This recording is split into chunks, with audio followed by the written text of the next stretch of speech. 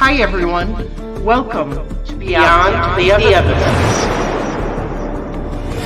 This is the channel where justice matters.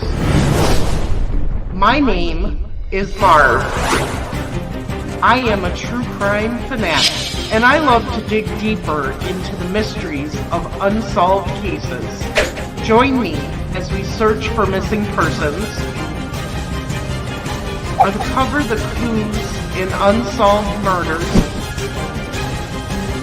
follow along with jury trials,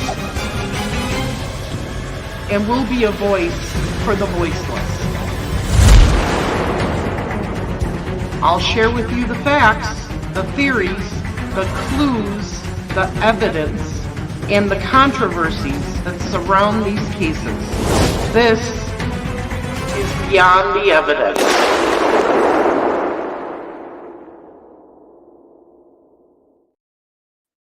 Hello everyone. It is Sunday evening. I've gotten to sleep in my bed tonight it'll be the third night in a row. So I'm looking forward to that. I've got sitters for tonight, so thank you, Melissa and Amber. I appreciate it. Thank you to all those who continue to send me messages, supporting me in this endeavor, and for donating. I really appreciate each and every message and everything that I get. No, I didn't change the time, Randy. Let's say hello to the first 5 in the chat tonight. Randy Gutierrez, hello, we're here. Necessary Evil, nice to see ya. Jill Mosier. Yep, you're number 3. Kathy, you're here. Andrea's here. And Stephanie. How's everyone doing tonight? Okay, so I said there were some things that we had to kind of backtrack on and look into, and tonight we're going to do that. But first, I have to talk about what happened on Saturday. Okay? Saturday court runs from 9 to noon. And we get there. Court doesn't start till 9:15. Judge Gull finally comes out. And the defense has stated that they're going to show some videos of Richard Allen in Westville. And to preserve his integrity, they are only going to show the 15 videos to the judge, the attorneys, and the jury. Want to talk about pissed off people? Well, I can tell you right now, the families were irate. They showed pictures of those dead, precious girls at every angle, every scenario you can think of. And yet they're not going to show Richard Allen acting up in Westville. They're going to preserve his dignity. What about the dignity of our girls? Hang on a minute, I got to take this.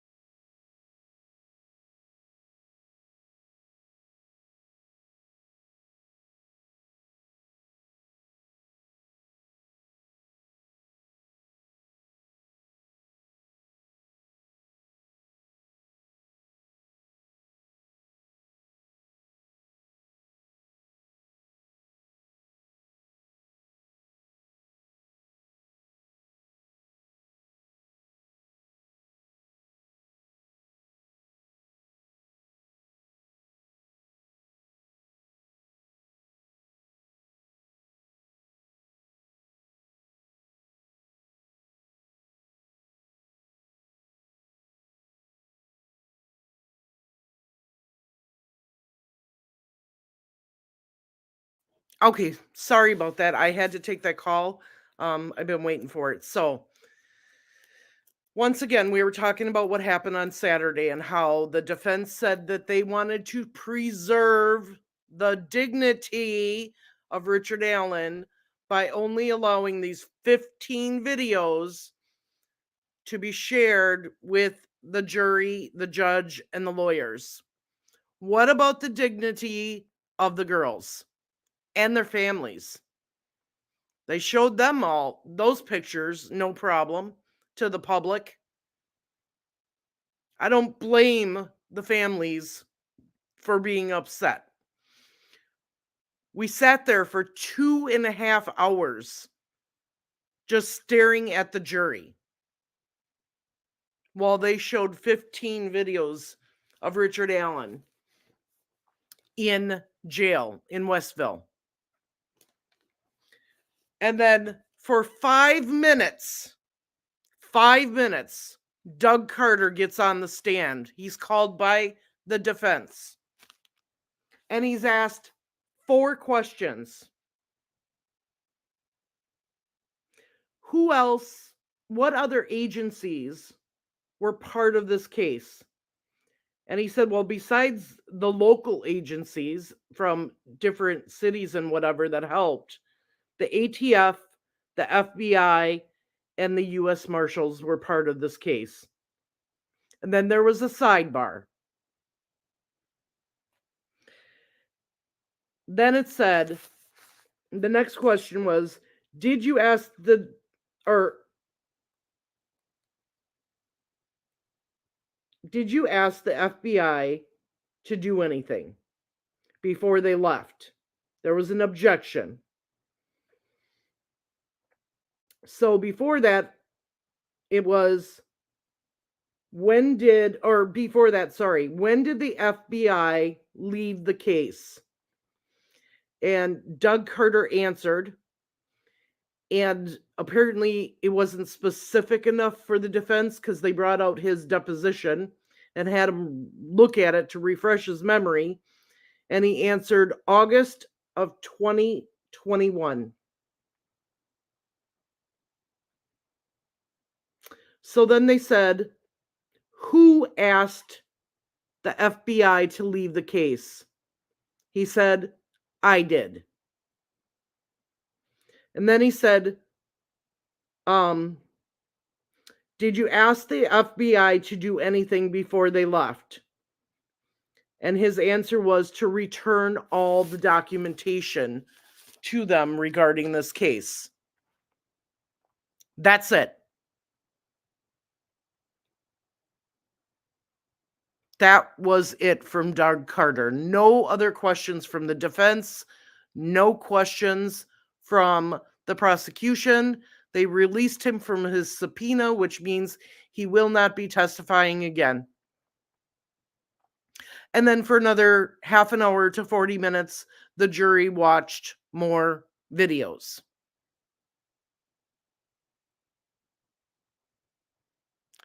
So it was a complete waste of our time to even be in the courtroom on Saturday, except to be able to say that the defense wanted to preserve Richard Allen's dignity and only show the videos to the jury.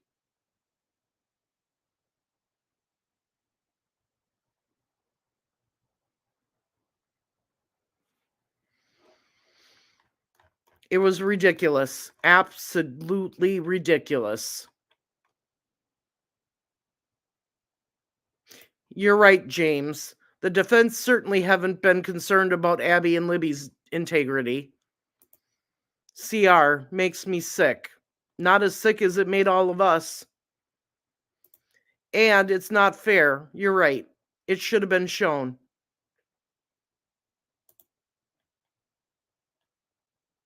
And if you've been looking at the media news from the week from after Saturday, you're going to see that there's a lot of articles stating how upset the families were by that decision.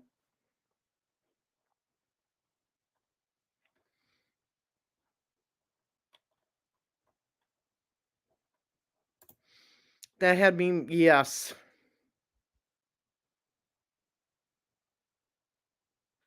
And I was sitting right by the families, right by them.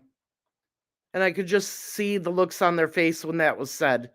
It was like a slap in the face to them.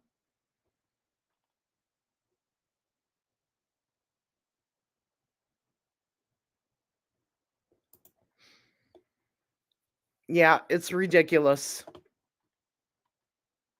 Absolutely ridiculous. You're right. He deserves absolutely nothing. No, the prosecution objected to it. The judge allowed them just to show it to the jury. In fact, there's what's called a continuous objection for now they plan on showing more videos on Monday, tomorrow. And it's going to be the same thing where we sit in there and stare at the jury.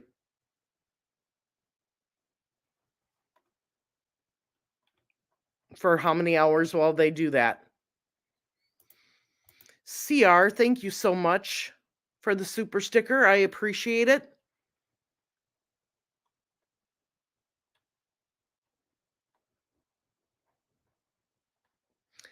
So, what I want to do tonight is okay, let's talk about this because I have some notes since I had time to review and view the jury.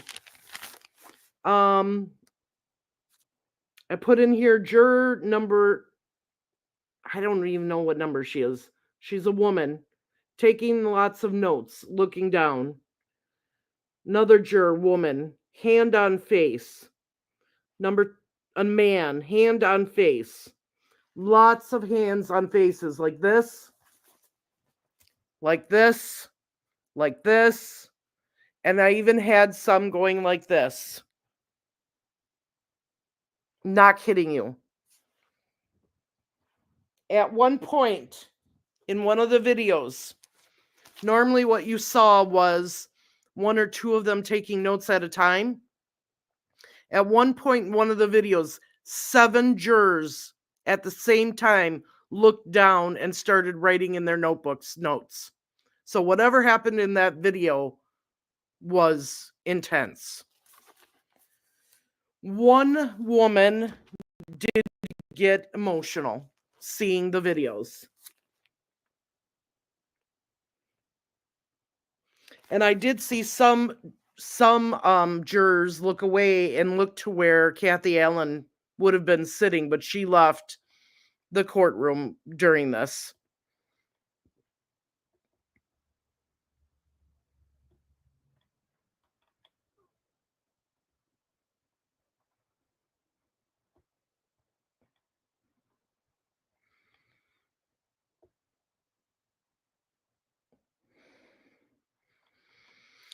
So let's see here.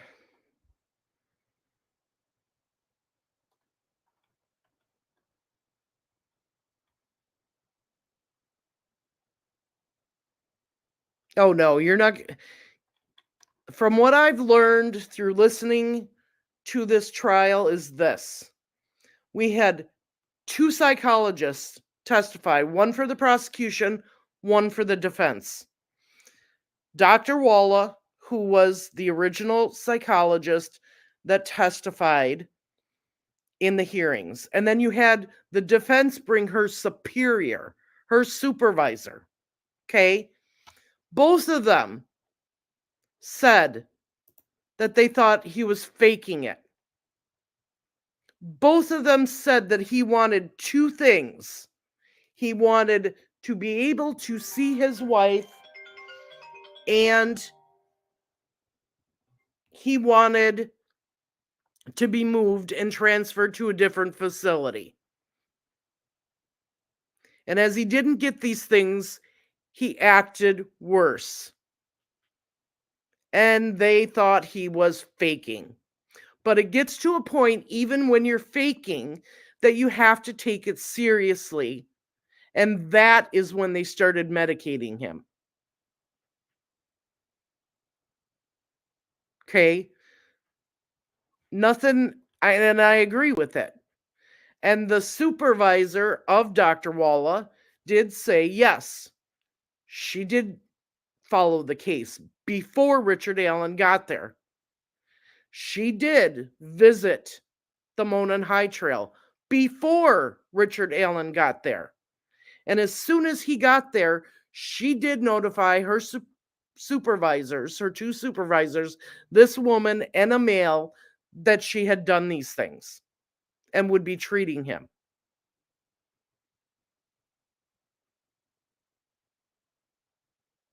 So,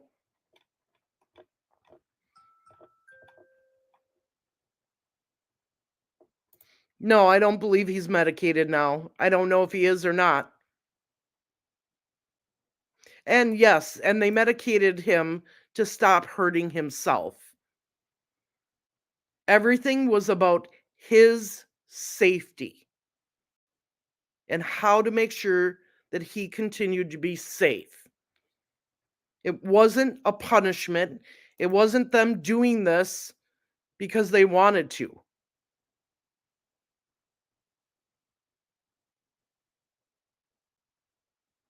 Yes, I agree. The spreading of disinformation is prevalent in this case. And I'm going to tell you how prevalent it is. A family member said to me in the courtroom, for 7 years, we have been with the main media. And that's only so that they could get the information out about the girls and try to find this guy who did this. Now, during the trial, they're giving you guys information, they're giving the public information that's wrong and just for clicks. She said, we have to make sure that as many YouTubers as possible can get into this courtroom so that the correct information goes out. That's big, you guys. That is huge.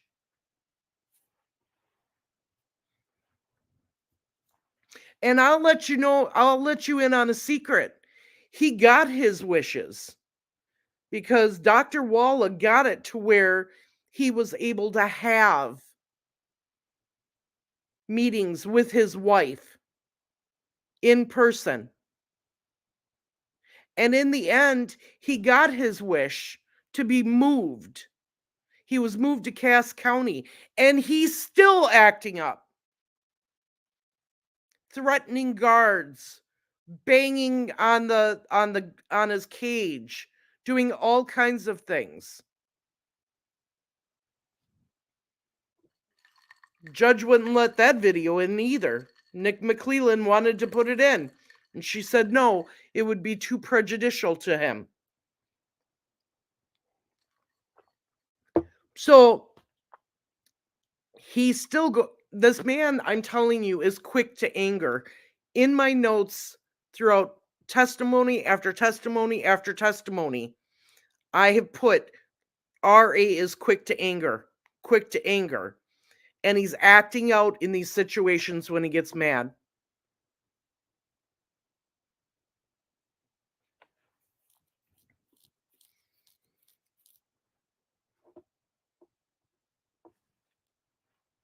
Yes, you are absolutely right in this.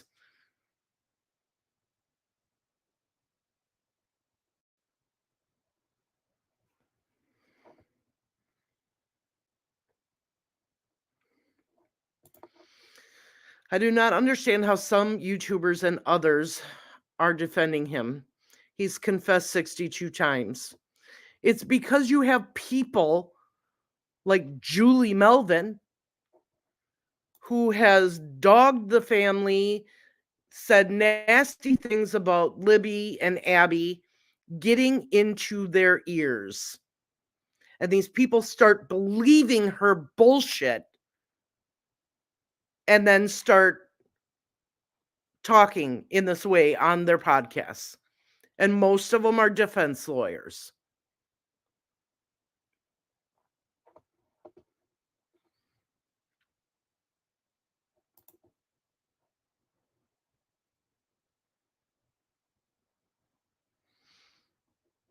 I can tell you the jury was not impressed with what they saw in those videos. And the fact that they're going to have to come back in on Monday and look at more is ridiculous. You could tell they were done. They lost the jury. We took a break because they lost the jury.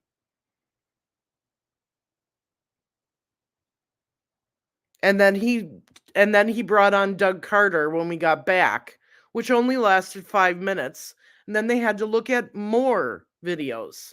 Thank God it was only about 45 minutes worth. But what I want to talk to you guys the most about tonight, no, there was no sound. Well, there was sound to the videos, but because the defense didn't identify who was speaking in the videos, it's considered hearsay. So the judge would not allow the audio. She said you can only show the video.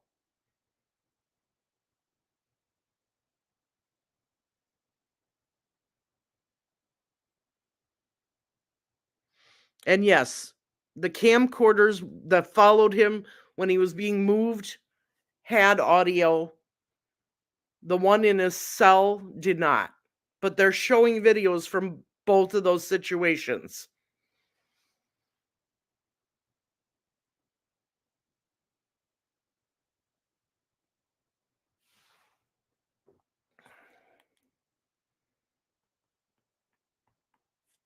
All right, hang on a minute.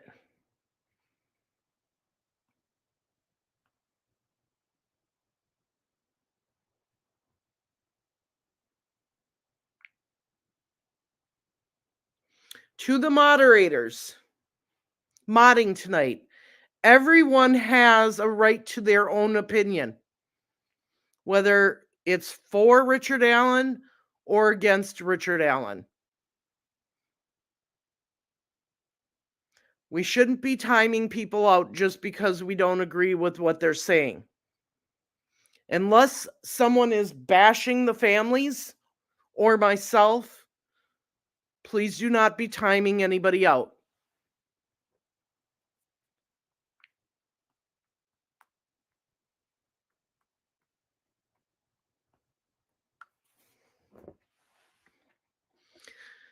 Okay, so one of the things that we have not talked about on this channel is the bullet information.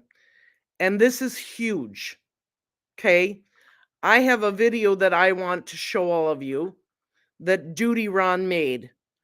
And it's important that everyone sees this because everyone is under the assumption that what Melissa Oberg did in her testing is wrong and that this is junk science. Well, I can guarantee you these two men and the individual that they had on their show know what they're talking about. Duty Ron has 2 former New York police officers who went through 9/11. Okay? They know what they're talking about. So I'm going to show you this video first, and then I'm going to go through Oberg's testimony about how she did and found Richard Allen's gun matched the bullet.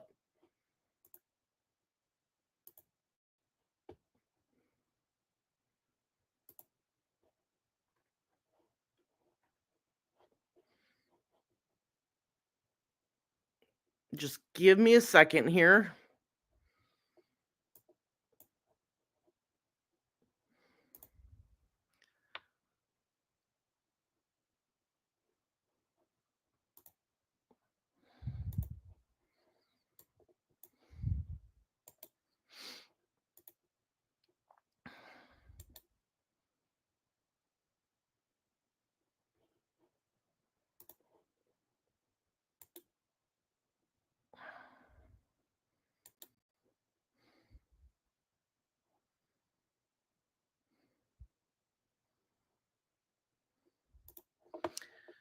All right, hang on. I got to go out and come back in.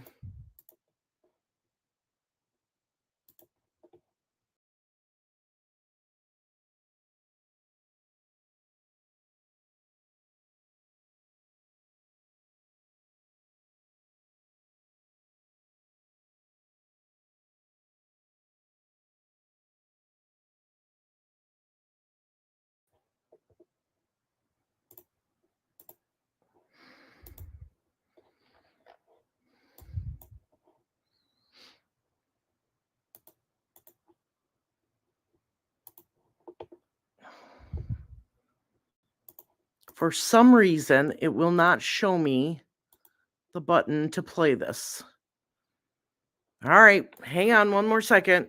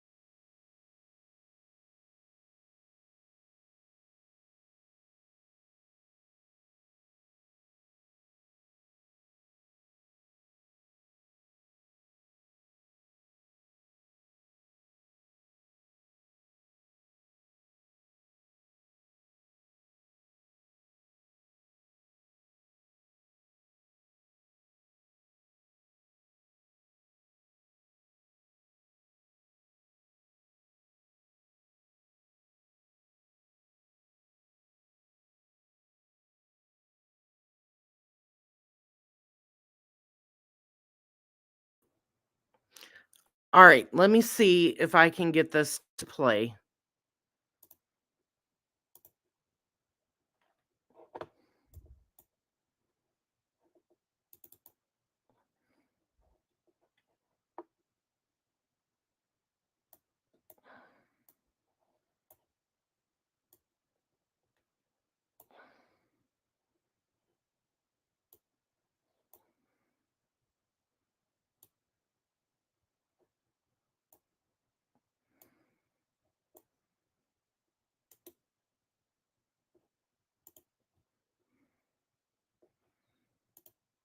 Why am I not able to get this video to play?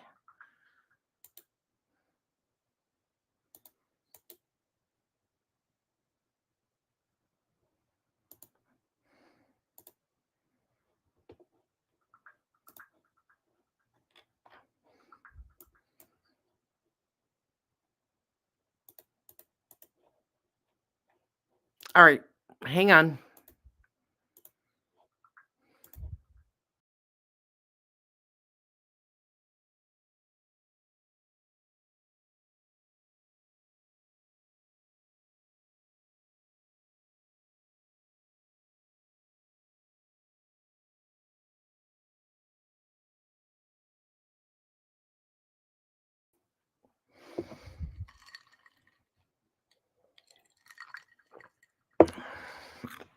All right, I'm going to have to upload it afterwards because it is not letting me play it.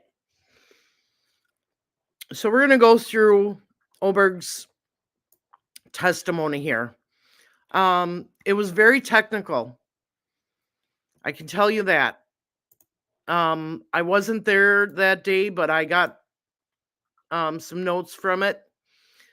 Oberg has a Bachelor of Science in Chemistry, and she's got a Master of Science in Data Analytics.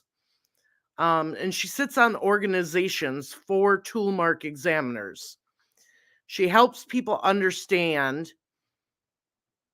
what toolmarks are all about. She's on a national organization of firearm examiners, and she presents research and best practices in firearm examinations. She has sat on the board of directors with the firearm examiners, and this is actually her 112th time of testifying at a trial. So this woman is definitely an expert.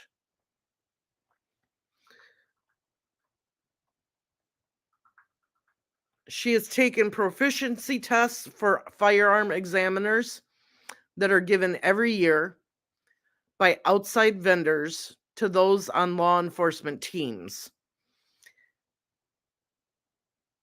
And she is on a law enforcement team, or was at the time. She has passed every yearly test.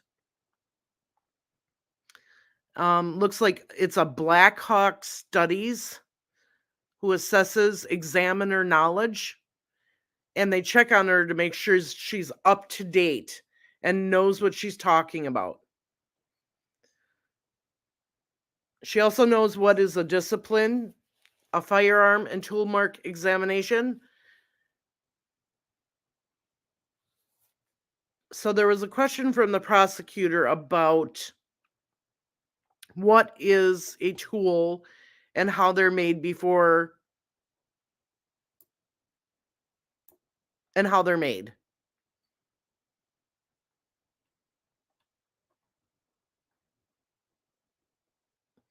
Um, so she has been a firearms identification. She's been on a firearm identification unit since 2006. And she left Indiana State Police in 2023.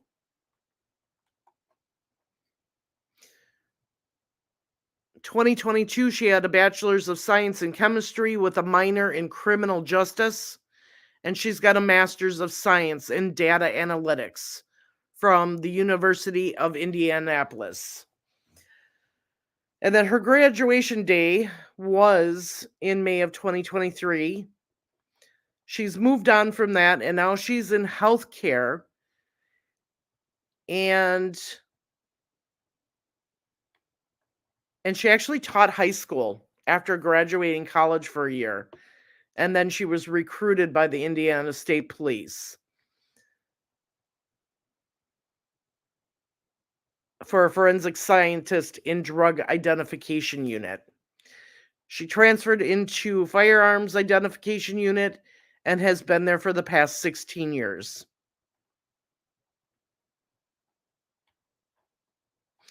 So that was her background information that she gave while testifying.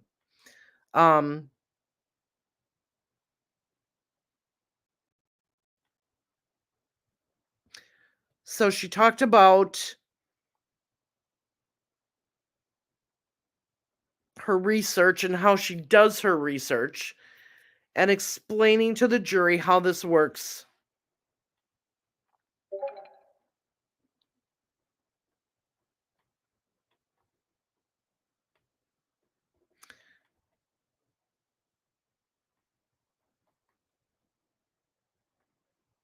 Okay, so then let me just find the part where she starts testifying again. So they asked her some basics of what a tool mark is. And I'm assuming they did this so that the jury can truly understand what she's trying to talk about.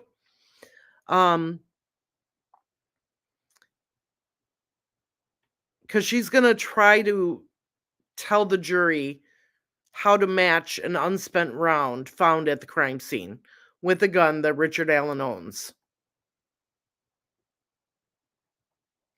So she got into what a tool is and how tool marks are made on a bullet or a cartridge. And she explains that the harder of the two objects that comes into forceful contact with another object results in those softer objects being marked. And that is a tool mark.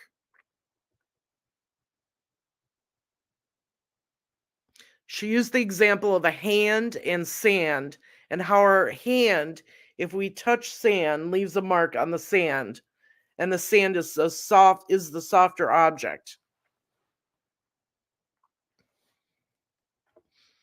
So a tool mark is features that are parted on an object by the contact of force exerted from a tool. And there's two types of tool marks. She explained one is an impressed tool mark, and she used the example of the hand and the sand again. And she said that patting the sand would be an impressed tool mark. Then there's a striated tool mark. That would be an example of, like, your hand going through the sand. So if I just clump the sand, I'm going to leave marks on the sand. But if I put my hand through the sand, that's going to leave a striated tool mark.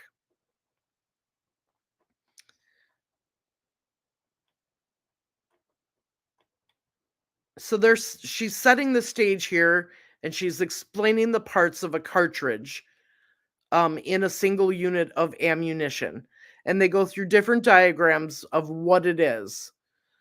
And when I upload this video after this live, you're going to get to see what I'm talking about. So there's a primer in a case that at the tip is the bullet.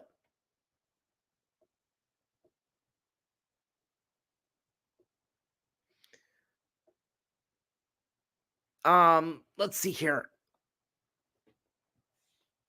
The bullet is just the tip of the cartridge.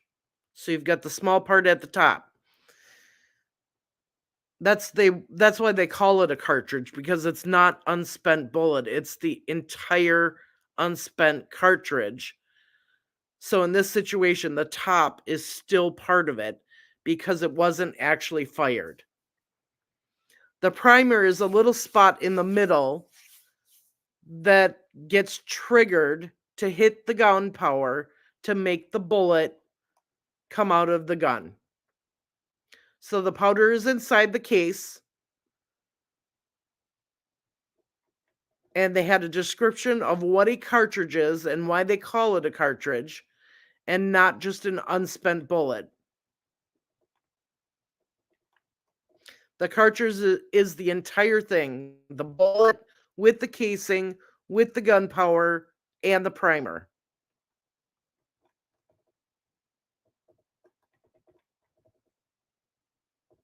And in court, they showed a diagram of a gun, and they explained all the parts of a gun, of a pistol.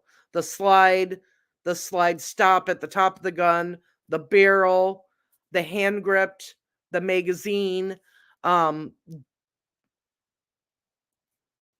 So all the parts of a gun. So that's important. They showed the chamber where you put the gun and explained how the cartridge or cartridge case is ejected. And this is important because this was a bullet where he slid the slider and ejected it out of the gun. It wasn't actually fired.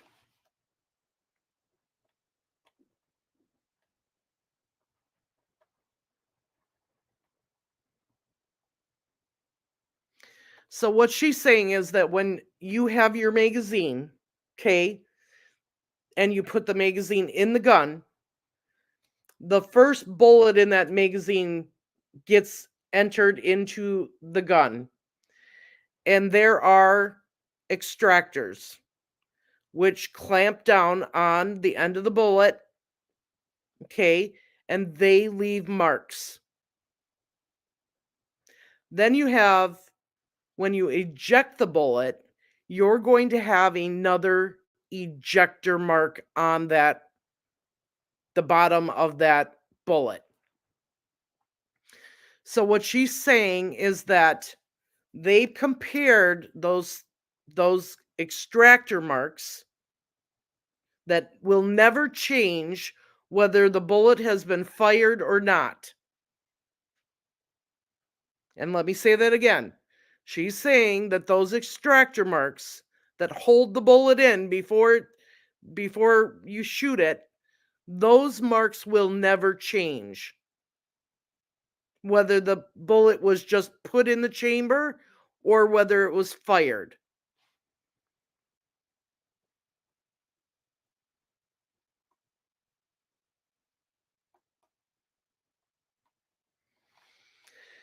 So she took other bullets that were the same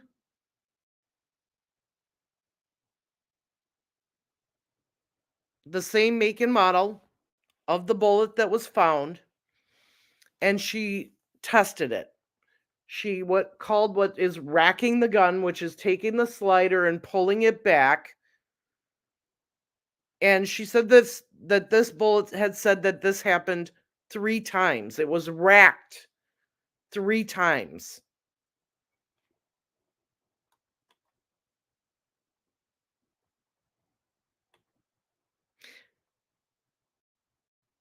So she actually pulled the gun out of the evidence box and she's demonstrating racking this gun and ejecting a magazine.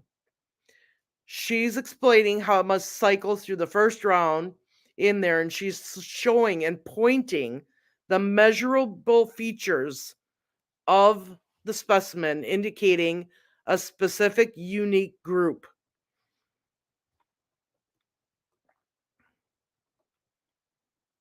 So now she uses the example of a car. And said there's a specific unique group of cars, right? So like the Honda Civic, um, that would be a class characteristic. But then there's also subclass characteristics of car features that may be produced that are consistent among some items fabricated. She's saying this fabrication by the same tool of the same time, so a Honda Civic made in the same factory on the same day or the same year might have unique characteristics compared to a Honda Civic that may have gone through a different factory line. Um, and she's saying those are built slightly different and those are subclass features of the Honda Civic. And she explained what an individual characteristics are, and they are marks or features by random imperfections or irregulatories of tool surfaces. So she said individual characteristics would be if you drive that Honda Civic off the lot and you park it and it's brand new and someone opens the door and puts a little tiny ding in your door. You have an individual characteristic of your car. So I hope that it's all making sense.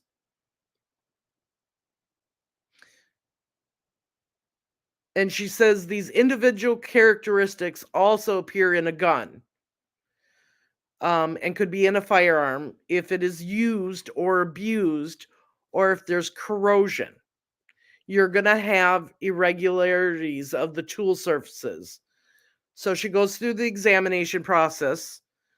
There's level 1 analysis and there's level 2. Test fire and how you've submitted or how you submit firearms with appropriate ammunition.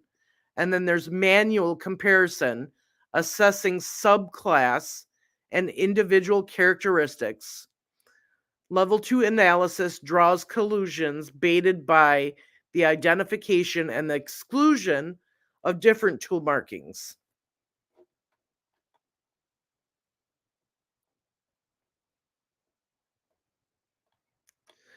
So she says a forensic scientist assessing guns, not only has she testified at trial, she has analyzed thousands of cartridges and cartridge cases.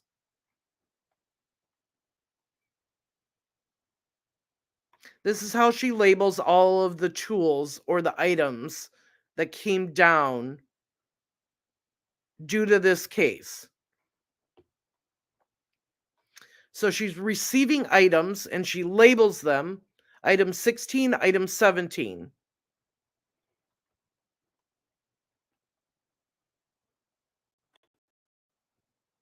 So item 16 is the unspent cartridge found at the crime scene. So she's referring to it throughout the day as item 16.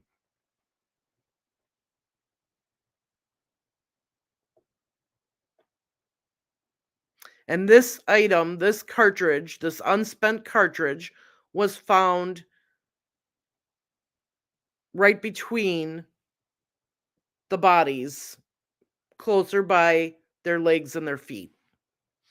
She received this on February 17th, 2017. So this 4 days after the bodies were found, or 3 days after the bodies were found. And then she also received additional pistols with different serial numbers.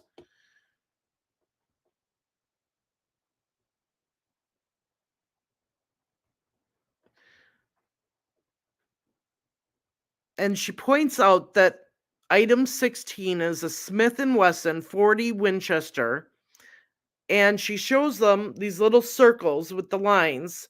There are 3 tool marks that she found on the unspent cartridge. She explains that by the way, that the DNA and any fingerprint analysis would have been done before she received this.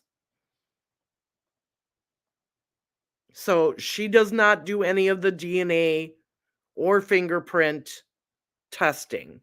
That all gets done before she receives it.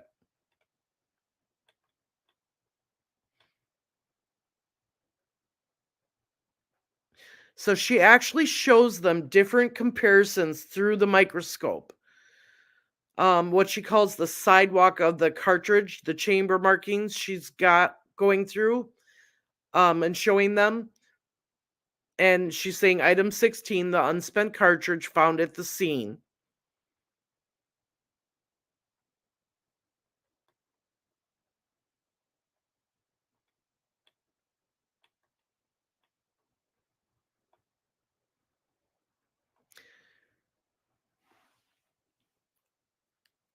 So let's see here. So remember, you've got 2 different things happening with this bullet. The racking of the bullet to make sure that it's brought up into the gun, and then the ejection of the bullet.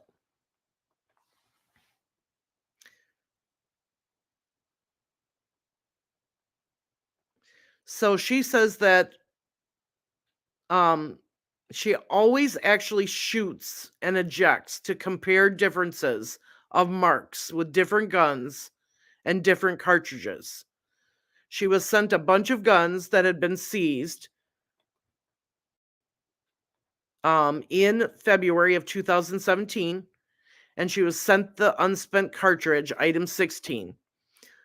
But she took these guns that had been seized, and some of them had been in water and were unidentified firearms, and she had to dry them off and work on the rust to even test them. So we're assuming that these were the guns from Deer Creek and maybe the Wabash search.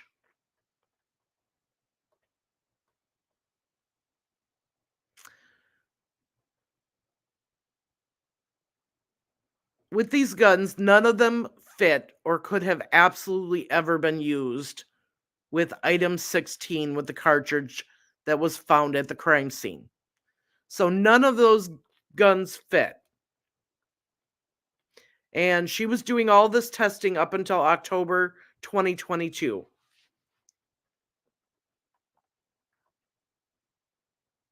So some of these guns were damaged, some of them were wet, and she could not match any of these guns to the unspent bullet.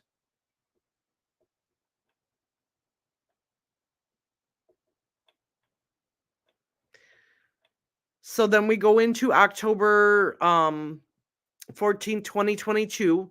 On October 13th is when Richard Allen had an interview for the first time at the police station. They searched his house.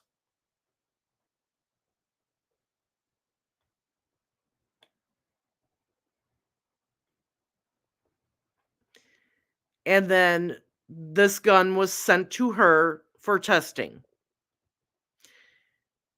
It's a model P226 40 Smith & Wesson pistol, and it's a 40 caliber.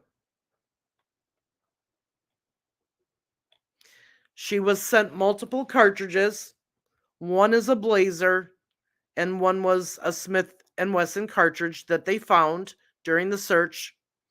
She received 2 magazines, one magazine containing 8 cartridges and another magazine containing 9 cartridges. They were all Blazer 40 Smith & Wesson cartridges. She took extra photos during her examination and used microscopic photographs. And that's what they're using on the TV screen to show the jury. And they're taking these images and magnifying them 60 times their actual size so that everybody can see the markings made on them.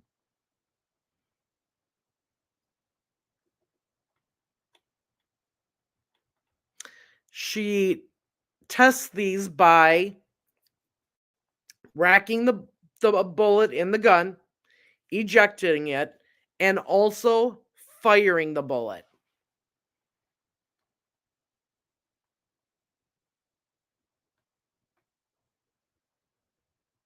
She says, I was able to identify that item 314 was a cycling item. Item 16, she was able to identify item 314 as cycling item 16. So again, 16 is the unspent cartridge found at the crime scene, and 314 is the gun that they got from the search.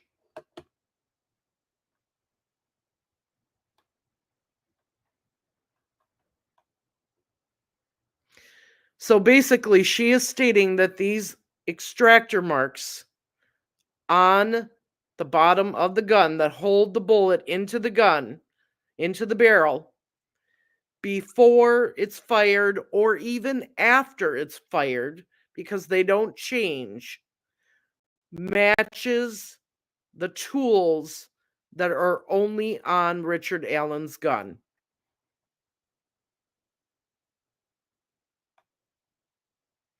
And she's explaining how and why they match. And she's showing different pictures of other bullets that do not match.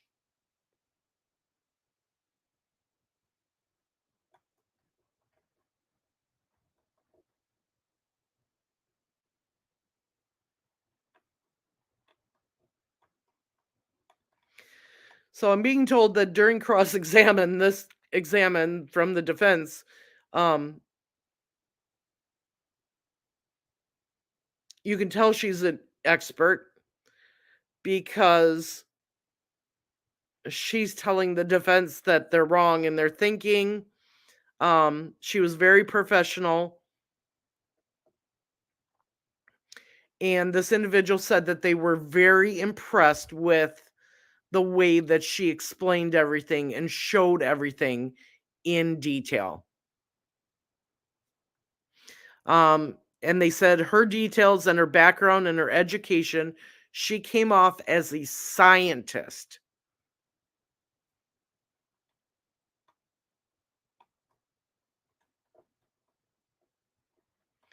So I would have to say that she put on a pretty good impression to those that were able to see this testimony in the gallery and to the jury.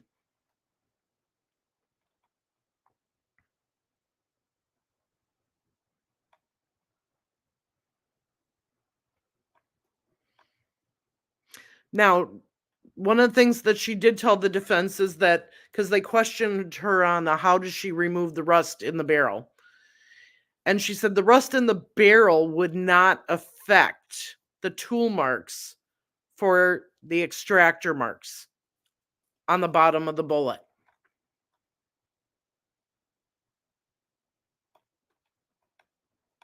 If anything, that would affect the striation marks on the bullet once it was fired.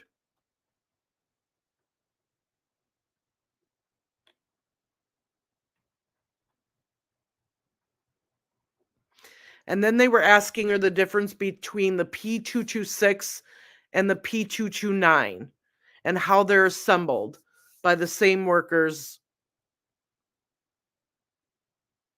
Oh, but they didn't know that they were assembled by the same workers on the same line. They thought they were assembled on different lines.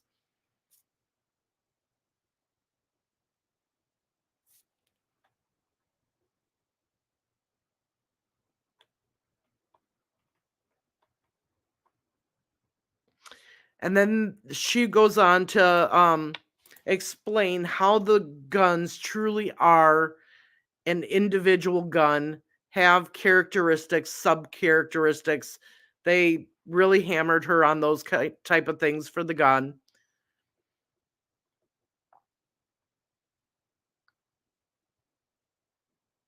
And she says it's not just an area, it's three different areas making tool marks.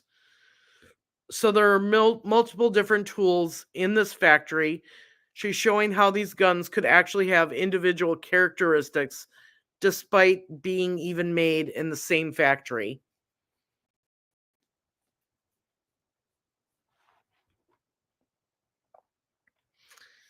So let me see here what the jury questions were.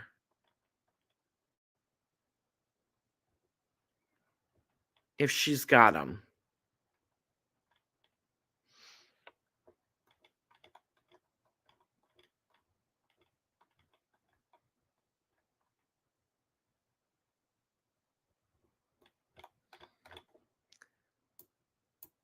Because that's going to tell us what the jury was thinking.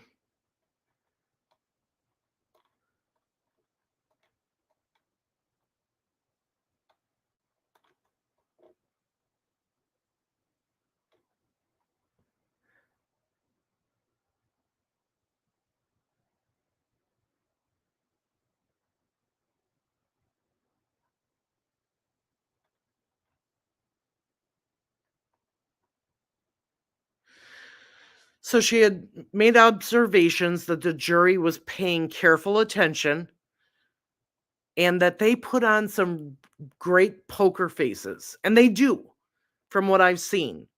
They don't show emotion on their face too often. It's like a stoic face, and they don't let you see what they're thinking.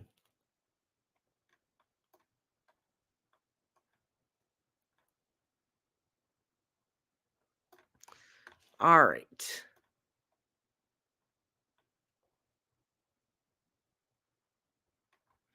Let's see here.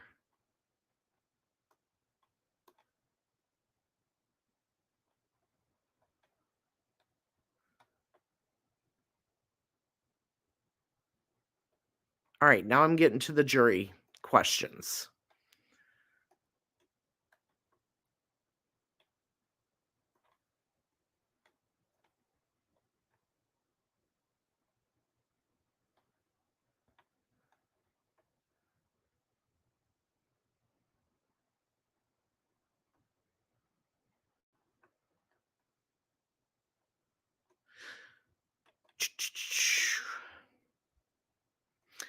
Okay.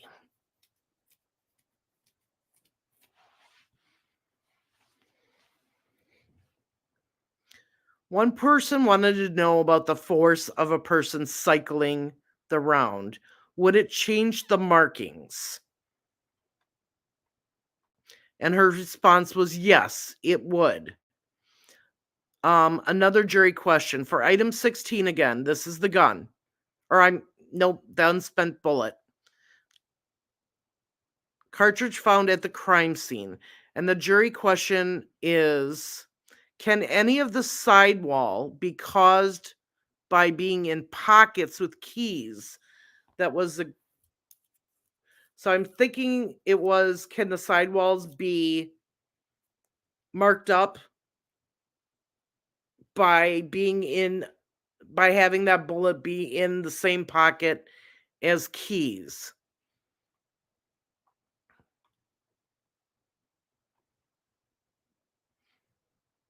Oh, so can any of the injection marks because by being in the same pocket with keys. And her response was,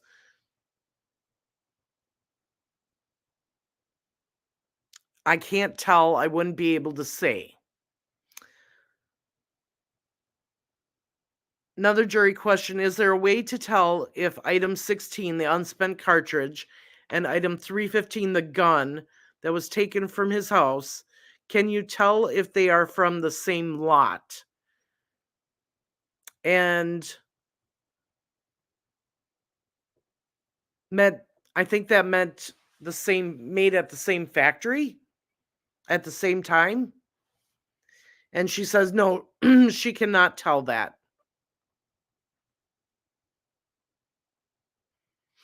Could reassembling and cleaning the firearm change the marks? She says that it could change the marks over time.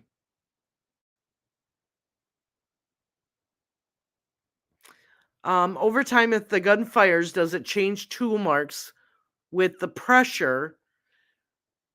Would the pressure change? Her answer is there are a lot of external factors that can affect that, but I can't necessarily say another, but I can't necessarily say.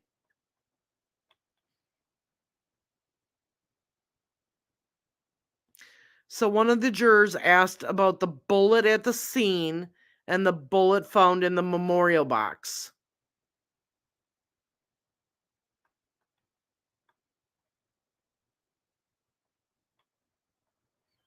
So was there a comparison made between the bullet at the scene that would be item 16 and the bullet found in the memorial box or the hope box?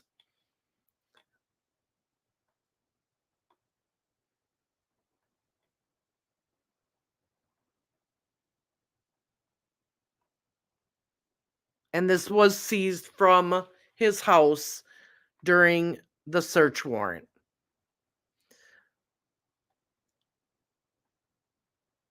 So she says, yes, item 315, in other words, was missing the ejector mark. So it wasn't a complete match. They were compared, and item 315 was the unspent round found in the hope box, was missing an ejector mark.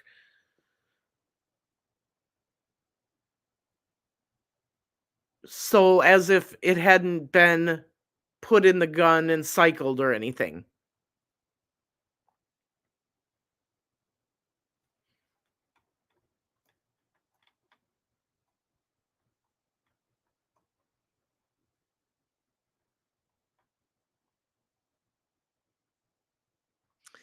Um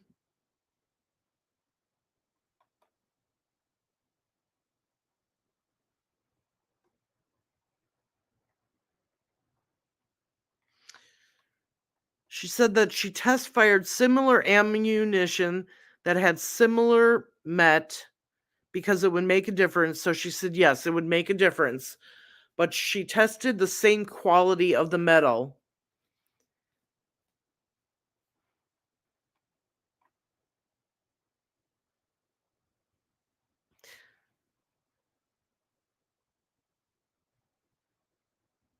And then they were asking something about a black box study. So if you know what that is, let me know.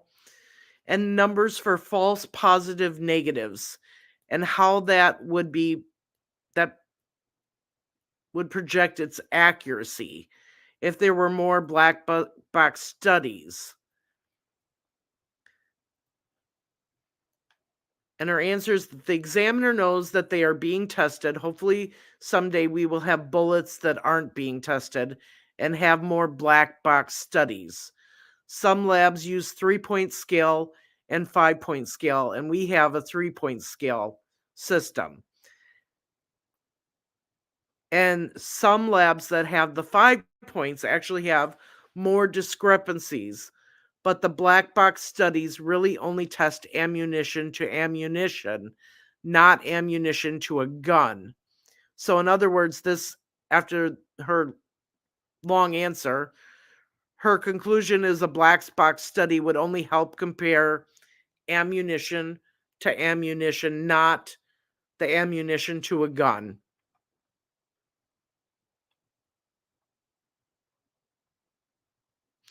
Another question was, how do false positives translate into the outcome in the field? She explained that normally it's clustered to a group of people. It seems to only be certain group of people making errors, but we don't know what is causing it. So in other words, there are positive, negative results. And she said that the errors are being made in her field come from a certain group of people, and they're just not quite sure why they continue to be made by this group. So that's kind of interesting.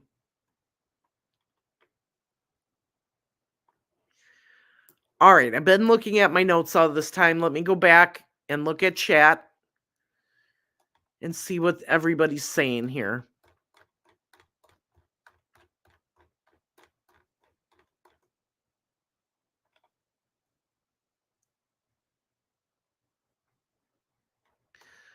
All right. I think I'm catching up to what I saw last.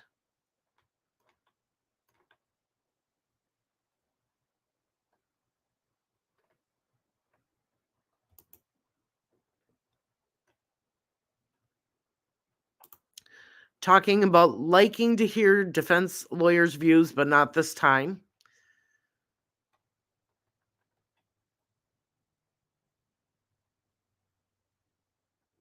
No, Kathy left the courtroom when she thought that everybody was going to see these videos of Richard.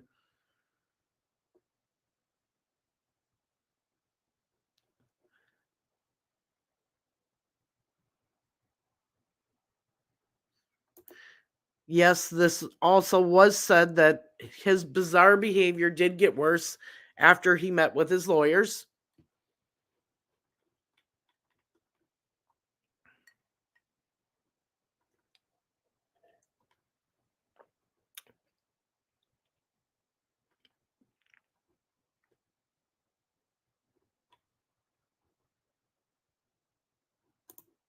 Ed Wallace goes around the world teaching about forensics. He's a real expert.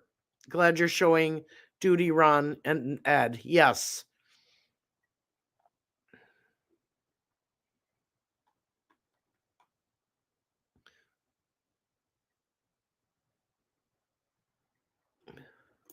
Why are others allowed to speak with the defense like Mata and Andrea? Because the defense will talk to anybody.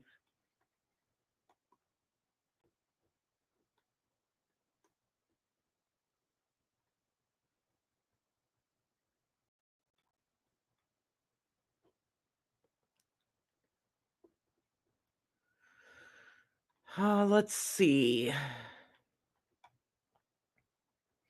looking for any question.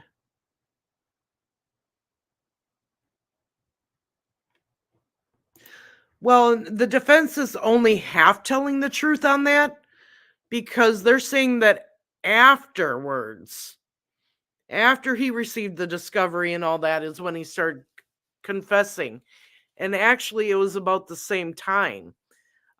There were a few confessions before he received the discovery, but yes, most of them were made after the discovery was given, and we know that he was given the discovery to review because the Westville talked about at that time he had other inmates as safekeepers, and he took all the discovery and threw it all over his cell floor. So in order to make it to where none of the other inmates figured out or saw what the case was about, they immediately changed from inmate safekeepers to jailer safekeepers.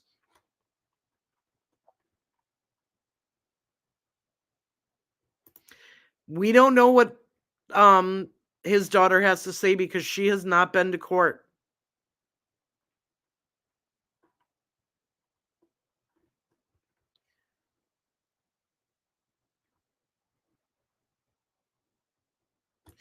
Hope you make it into the courtroom tomorrow. I saw Greeno is number 3.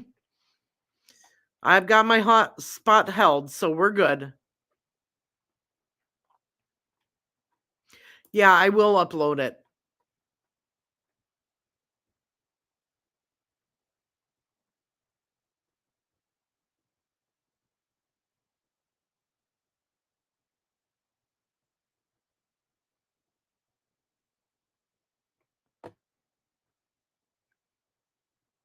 And yes, I did talk to Kathy, and Kathy did say that Brittany has extreme anxiety and she just has not been able to come to the court.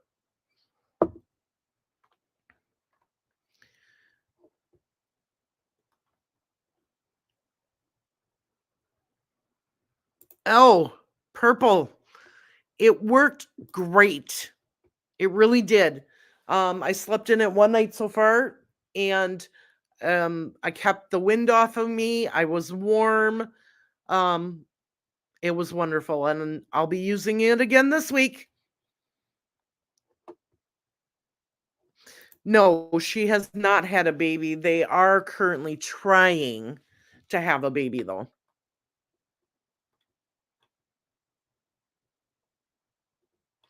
Yes, we've taken people on tours now of the bridge area and explained all the major spots, and normally we do that on Saturdays after court lets out. We took Randy and his wife and a couple other people 2 Saturdays ago, and then we took more individuals out there this past Saturday.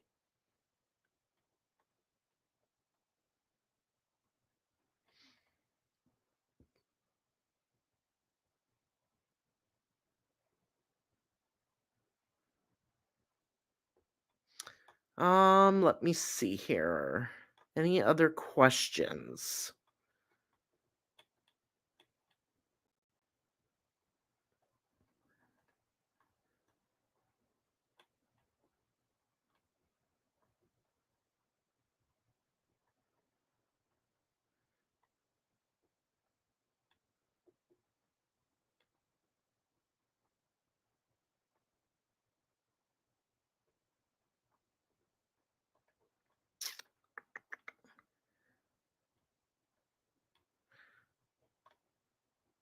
Well, Linda, if you come to the area while I'm here and you want to go to the bridge, like I said, Saturdays are best.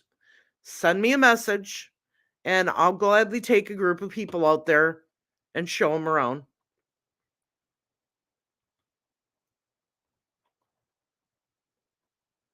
Yes, he did keep a bullet in a safe or a keepsake box.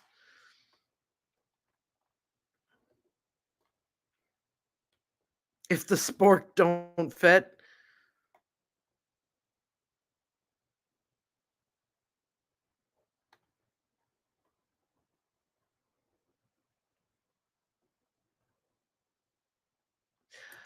I don't know, Kate, because they read out the witness list so fast during the jury selection that we didn't get a chance to write the names down.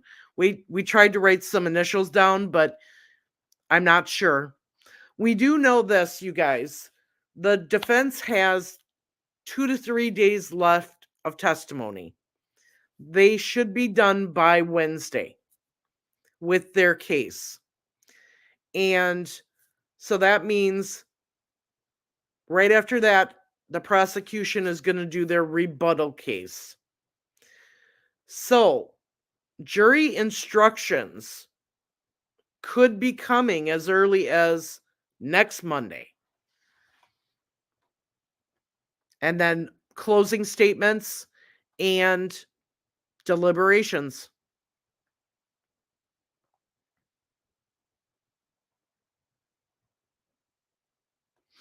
We were very surprised that they did not ask Doug Carter more questions.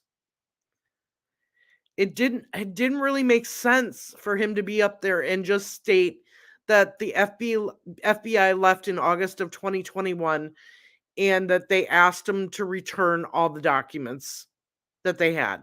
regarding the case. We were so confused why he was brought to court just to say that.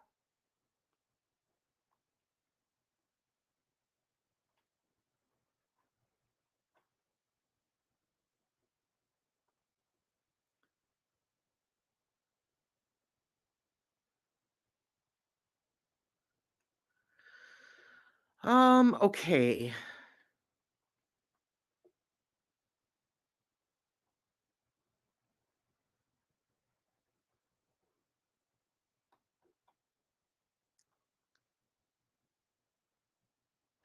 They never asked him why he kicked out the FBI. I thought that would be the next question, and it wasn't. So we have no idea why he kicked out the FBI. No idea at all.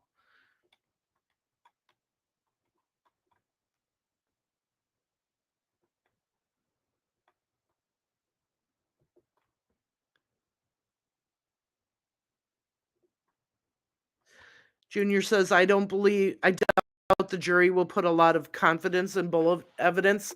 I don't know about that. From what I've heard and talked to the people that were there that day, the jury seemed receptive of it. And if the defense doesn't put on a witness of their own in this case, that's all they have to go on is what she said.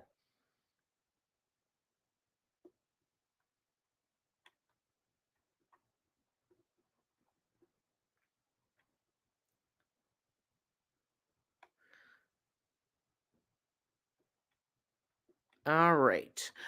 I have to agree. And it's not the interview. Where'd that comment go?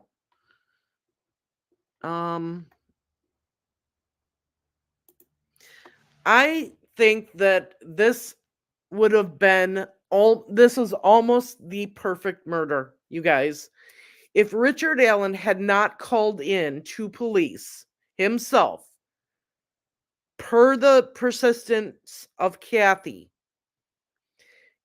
said to him, you need to call police and tell them you were on the trails that day because they're wanting to talk to anybody who was there.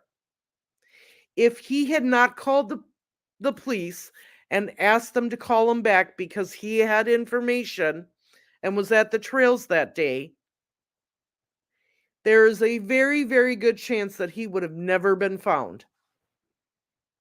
But because he put himself there that day, and then remember during the investigation video, and when they let Kathy into the room to see him, she flat out said to him, you told me you were on the trails that day. You did not tell me you were on the bridge. And then she said to him, why was your bullet found at that crime scene?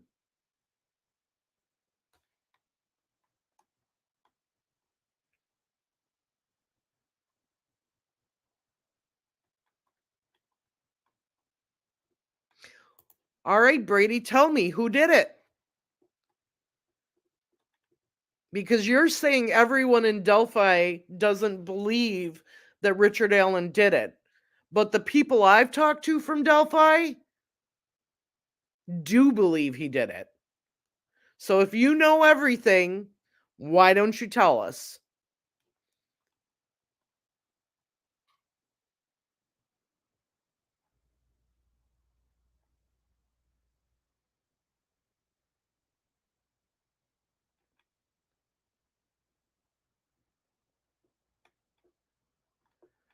And I am here to say to you that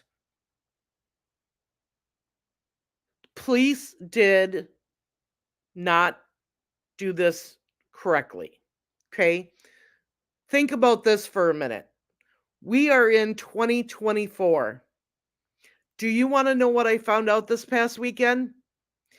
Carroll County did not even get internet until 2020.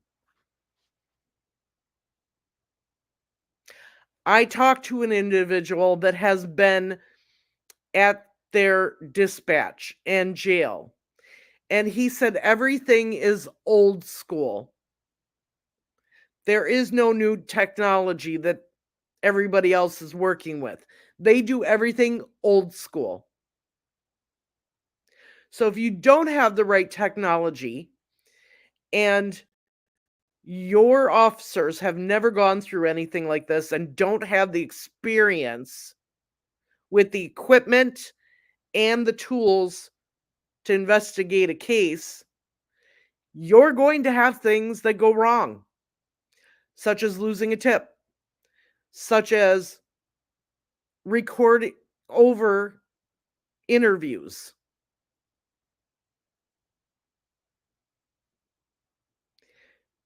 Because I'm sure that that just started going on, and up until then, they were always just writing a freaking report. They have not come into the 21st century yet, and they absolutely need to.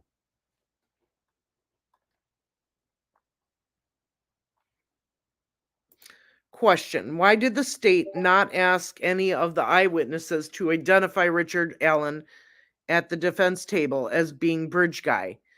Because none of them clearly saw his face. While he was walking to the area, it was said that he had a face covering on, and all you could see was the tip of his nose to his forehead. So the four girls that saw him, the four witnesses, never saw his face. Therefore, they can't identify him. They can only identify the clothes.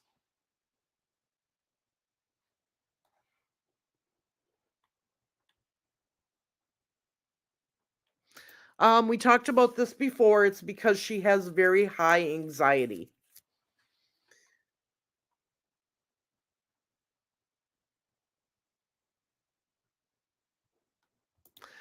Um, is he allowed to have visitors at Cass County? I would assume so,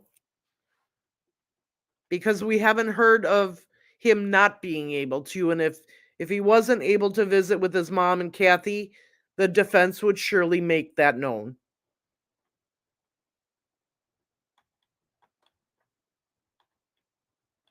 Once again, Brady, bring the proof.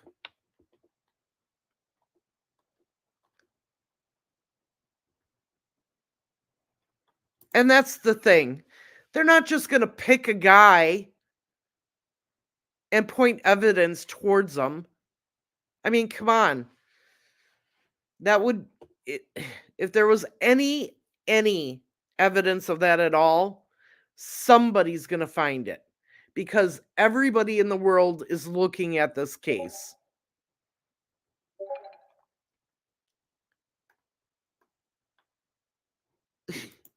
Really, where's your proof that Shane Evans is the one that did this?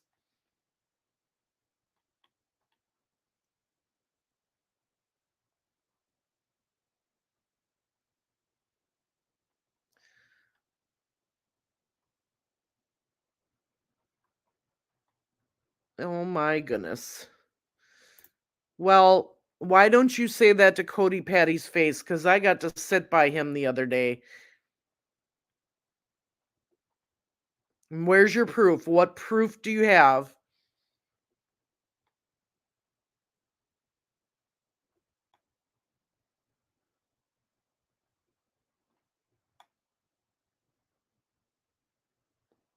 The defense is going after Brad Weber. I can tell you that.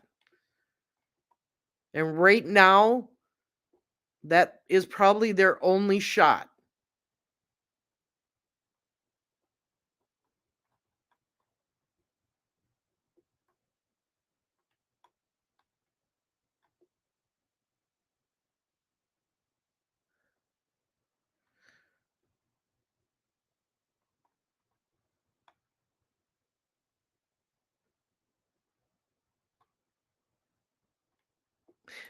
I noticed that too.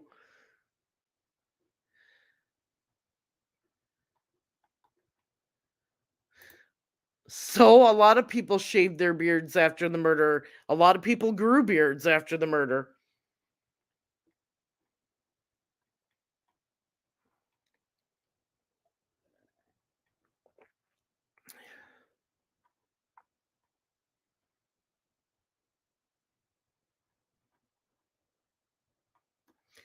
That's not evidence.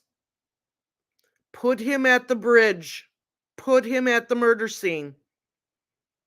Just the fact that he had a knot on his head or shaved his beard and never did before is not evidence.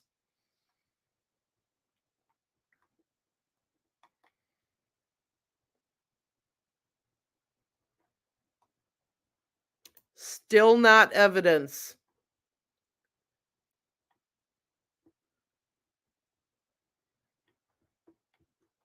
Okay.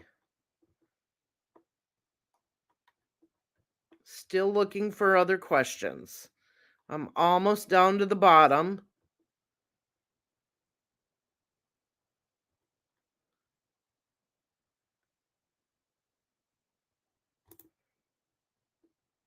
What was Ricky doing? Looking at a stock ticker and looking at fish. Now, I will tell you that in all the years I've been going out to the bridge, the only time I saw fish below that bridge is when a paddleboard came and it was a fisherman that had it in the water on the pole and was taking it back to wherever he was going. However, the last 2 Saturdays I have gone to that bridge, I have seen fish under that bridge and around it.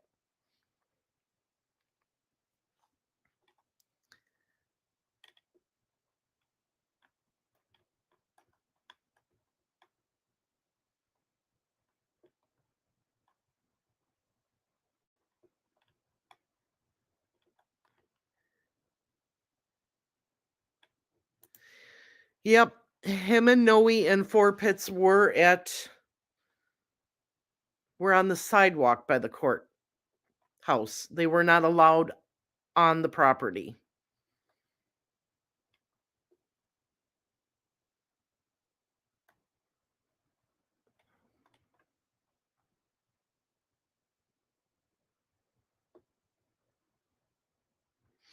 Yeah, and this is the key point. None of the other extraction marks matched except to Richard Allen's gun.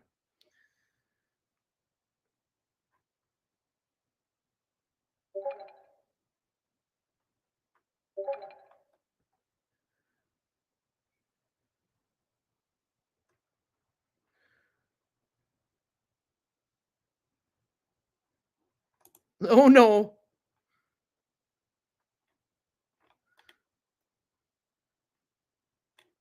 Yes, we have.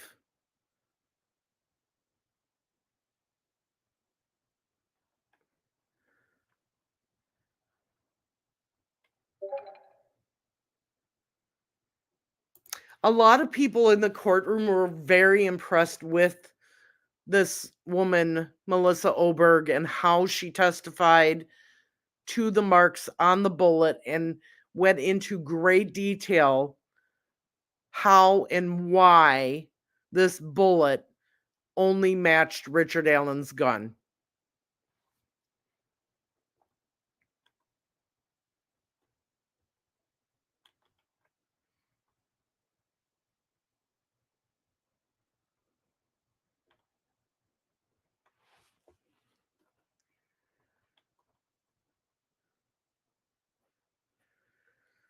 Let's see here.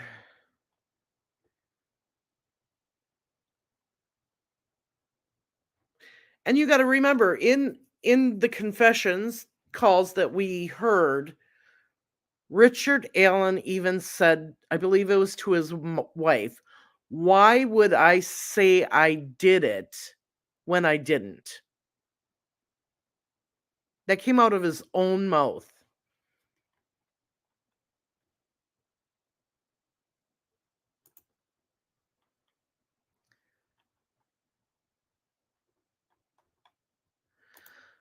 Randy, Marv, did they show the bullet in the crime scene photos? Or did they just show you the body pics? They actually showed a picture of the bullet at the crime scene in between the bodies.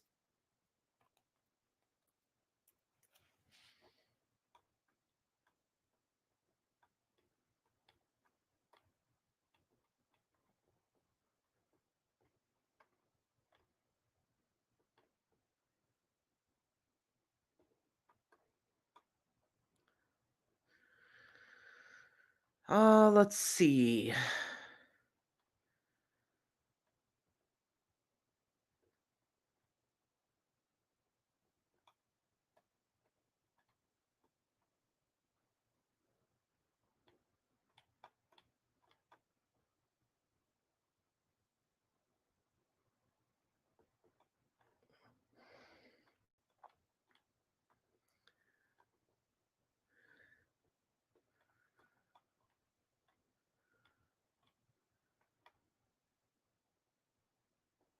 Spelled as any news on the kid diddler Donovan Boudreaux? Um, yes, he has been sentenced. I just need to get what his sentencing was and release it out.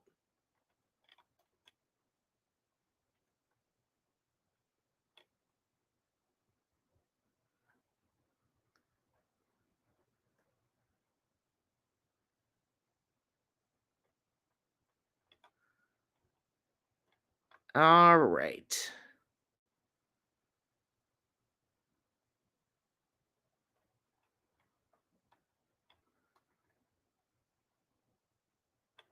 That's exactly what I thought too.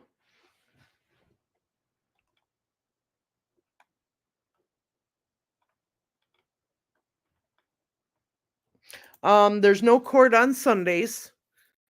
So I have people sitting in line for me, saving my seat.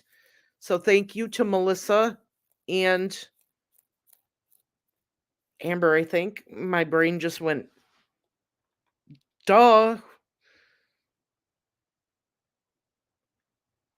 It's all right. You guys are allowed to debate, talk about this, disagree. All I ask is that you do it respectfully.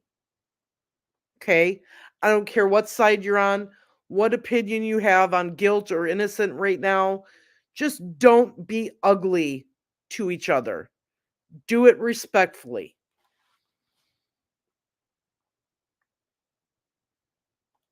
Kathy attends every day.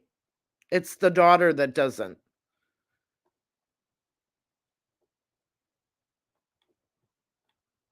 They were looking, bossy. I can tell you that. There was a few of some male jurors that were watching the video and then would look over and see that she was gone.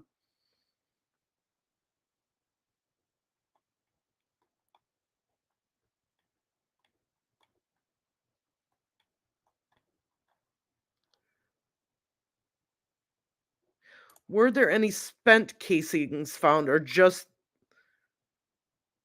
it was just that bullet? And it was found by a freak accident.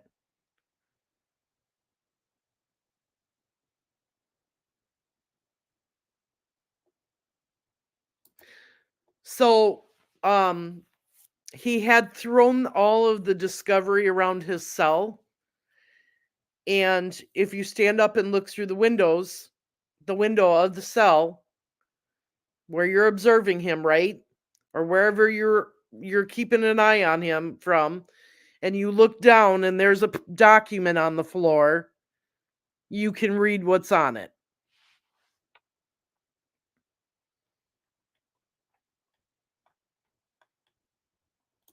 Have you taken note of any of the jurors that might be sympathetic towards RA? That could be based on their reactions or some of the questions they ask. To Saturday, I saw one get emotional when she was watching the videos. Otherwise, you can't tell.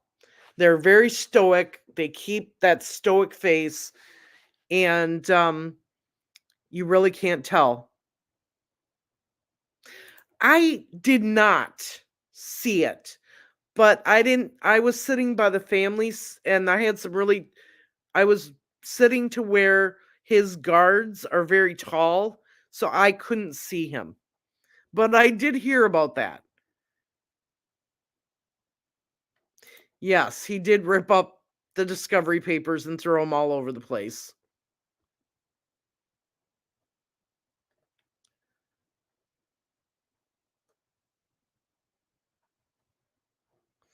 It worked awesome.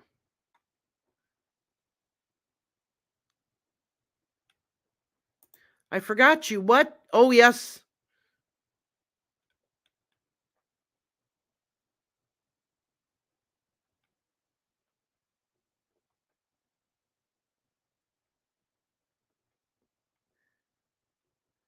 I'm looking for questions.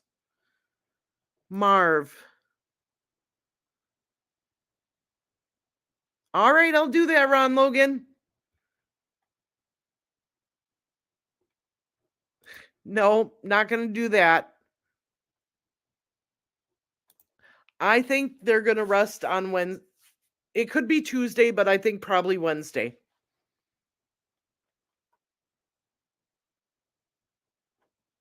Nope, daughter did not have a baby, but they are actively trying to have a baby.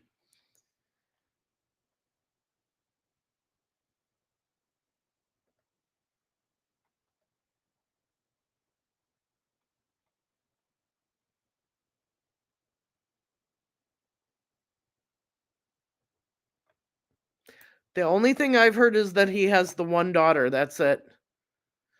Sounds like it does.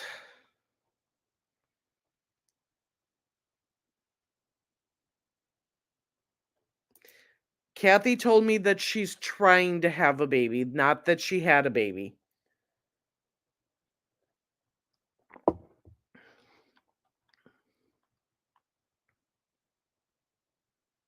Has anybody else have?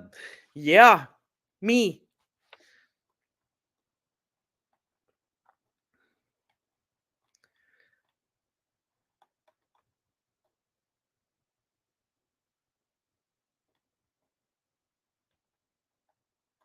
All right, everybody. Well, thanks for joining me. I will definitely be back after tomorrow. Paradise City, thank you so much for the super sticker. I appreciate it. And Randy, once again, thank you. And CR, I really appreciate it. Like I said, I appreciate everybody's messages of support. All the donations I've received to help with the expenses. I love you all. And I'll be back in court tomorrow to take more notes and let you know what went on. So another live, probably about 7 or 8 tomorrow night. See you later. Bye. Brady, even you can come back, even though you're annoying about the whole Shane Evans thing. Bye.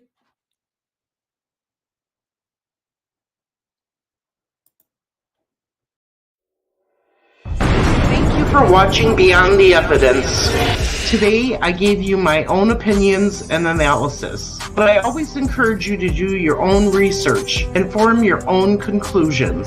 If you're interested in true crime and want to join me on this journey of discovery, make sure to subscribe and hit the bell icon so you don't miss any of my uploads. If you'd like to support the channel, join our membership, and if you have any suggestions for cases that you want me to cover, feel free to leave them in the comments below.